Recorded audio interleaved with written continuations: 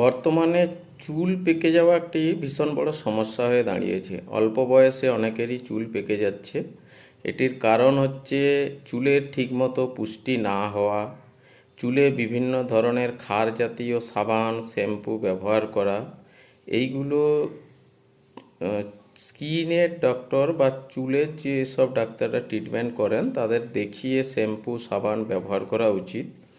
ঘরোয়া পদ্ধতি বা হাতের সামনে যেগুলো আমরা পেতে পারি সেগুলো দিয়ে কিছুটা ঠিক করা যেতে পারে।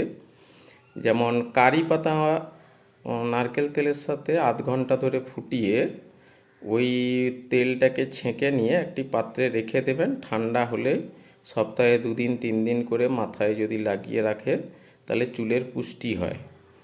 আর পেকে যাওয়ার জন্যে আমলা পাওয়া যায়।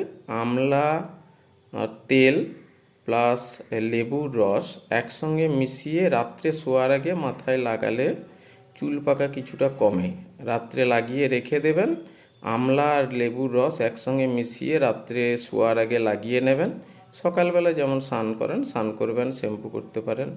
হ্যাঁ, এটা থেকে কিছুটা ঠিক করা যায় চুল পাকা। আর অতিরিক্ত হলে কোনো ডাক্তারবাবুর পরামর্শ নেবেন বা কোনো স্কিন স্পেশালিস্টের সঙ্গে যোগাযোগ করে ঠিক করিয়ে নেবেন। নমস্কার।